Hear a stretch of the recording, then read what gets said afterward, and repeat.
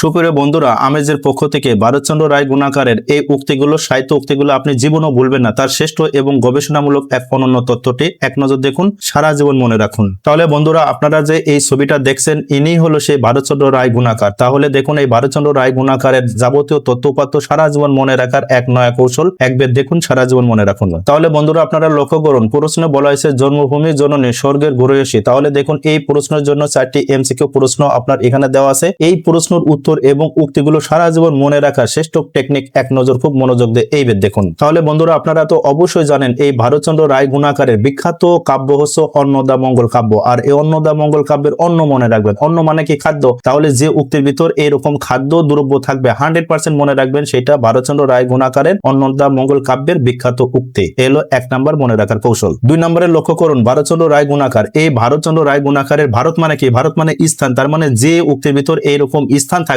সেটা 100% মনে রাখবেন, ভারতচন্দ্র রায় গুণাকারের অন্নদামঙ্গল কাব্যের উক্তি। এবার বন্ধুরা, এই ভারতচন্দ্র রায় গুণাকারের এই অন্নদামঙ্গল কাব্যের এই উক্তিগুলো মনে রাখার শ্রেষ্ঠ টেকনিক আমি একবার বলছি, লক্ষ্য করুন। আমার সন্তান যেন থাকে দুধে ভাতে। এখনো দুধ ভাত কি? 100% খাদ্য। খাদ্য মানে কি? অন্ন। অন্ন মানে কি? অন্নদামঙ্গল কাব্য। আর অন্নদামঙ্গল কাব্য কার লেখা? ভারতচন্দ্র রায় গুণাকারের। তাহলে উক্তিটিও 100% ভারতচন্দ্র রায় গুণাকারের। এবার দেখুন, বড়োর প্রীতি বালির ভাত, ক্ষণকে হাতে দড়ি ক্ষণকে চা। তাহলে এই যে বালির ভাত, বালির ভাত কি 100% কোন স্থানে হয়? আর স্থান মানে কি? ভারত। আর ভারত মানে কি? ভারতচন্দ্র রায় গুণাকারের কোন উক্তি? অন্নদামঙ্গল কাব্যের আরেকটি বিখ্যাত উক্তি। এবার দেখুন, জন্মভূমি জননী স্বর্গের গরীয়সী। তাহলে এই জন্মভূমিটা কি? 100% স্থান। স্থান মানে কি? ভারত। ভারত মানে কি? ভারতচন্দ্র রায় গুণাকার। তাহলে এই উক্তিটাও অন্নদামঙ্গল কাব্যের আরেকটি বিখ্যাত উক্তি। এবার দেখুন, কলিতে বাঘে দুধ মেলে। দুধ কি? 100% খাদ্য। আর খাদ্য মানে কি? অন্ন। অন্ন মানে কি? অন্নদামঙ্গল কাব্য। আর লেখছে কে? ভারতচন্দ্র রায় গুণাকার। তাহলে এইভাবে অবশ্যই আপনারা মনে রাখবেন, এই বিখ্যাত উক্তিটাও ভারতচন্দ্র রায় গুণাকারের। আরেকটি বিখ্যাত উক্তি লক্ষ্য করুন, নগর পুরিলে দেবালয় কি এড়ায়। তাহলে দেখুন, এই নগর কি? নগর কি? 100% স্থান। স্থান মানে কি? ভারত। আর ভারত মানে ভারতচন্দ্র রায় গুণাকারের অন্নদামঙ্গল কাব্যের বিখ্যাত আরেকটি উক্তি।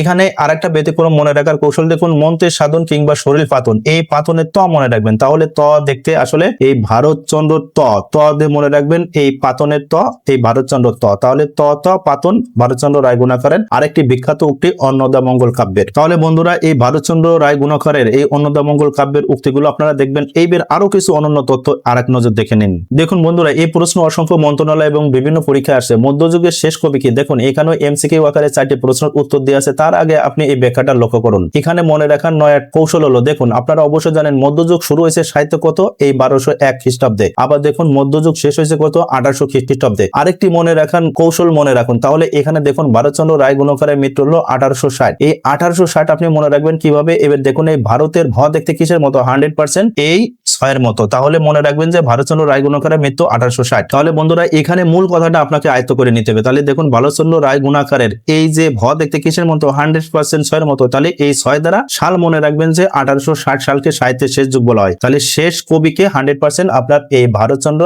রায় গুণাকার। তাহলে বন্ধুরা, এই ভারতচন্দ্র রায় গুণাকার যেমন বাংলা সাহিত্যের শেষ কবি, তদ্রূপ আরেকটি অনন্য কৌশল দেখুন। 1860 সালের 1 বছর পর আধুনিক যুগের সাহিত্য মনে করা হয়। তার মানে দেখুন, এই মেঘনাদ বধ কাব্য, এই মহাকাব্য রচনা করা হয় 1861। তাহলে মারা যায় কত সালে? ভারতচন্দ্র রায় গুণাকার 60। তার ঠিক 1 বছর পরে এই মেঘনাদ, এই মহাকাব্য মেঘনাদ বধ কাব্য রচনা করে কে? মাইকেল মধুসূদন দত্ত। তাহলে 100% আপনারা উত্তর মনে রাখবেন, আধুনিক যুগের প্রথম কবি কে? 100% মাইকেল মধুসূদন দত্ত। তাহলে বন্ধুরা, এই কথাটা দেওয়ার মাধ্যমে আপনাকে মূল বুঝতে হবে যে ভারতচন্দ্র রায় গুণাকারের মৃত্যু হলো 1860। তার মানে এই 1860 কে বাংলা সাহিত্যের শেষ যুগ বলা হয়। আর ঠিক তার 1 বছর পর 1961 সালে মাইকেল মধুসূদন দত্তের মহাকাব্য মেঘনাদ বধ কাব্য রচনার মাধ্যমে বাংলা সাহিত্যের আধুনিক যুগ শুরু হয়েছে। সুপ্রিয় বন্ধুরা, আমেজের এই পক্ষ থেকে এই অনন্য জ্ঞান এবং এই সারা জীবন মনে রাখার শ্রেষ্ঠ টেকনিকটি আপনার কাছে কেমন লাগলো এবং এ সম্পর্কে আপনার মতামত দয়া করে অবশ্যই কমেন্ট করে জানান বন্ধুরা। আর অবশ্যই বন্ধুরা, এই জ্ঞানমূলক ভিডিওটা দয়া করে শেয়ার করে দেবেন আপনাদের কাছে সেই প্রত্যাশা। সুপ্রিয় বন্ধুরা, অল এমসিকিউ এক্সাম জার্নি, তার মানে যারা এই আমেজ ইউটিউব চ্যানেল থেকে দেখছেন দয়া করে এই চ্যানেলটি সাবস্ক্রাইব এবং অল বাটন প্রেস করে রাখুন। আর যারা ফেসবুক পেজ থেকে দেখছেন দয়া করে এই পেজটি লাইক হলো শেয়ার দিয়ে রাখুন। তাহলে বন্ধুরা, আপনারা নিত্যদিন এরকম মনে রাখার নানান টেকনিক দেখুন, সেই প্রত্যাশা রাখি। আপনারা সুস্থ ভালো থাকুন। আল্লাহ হাফেজ।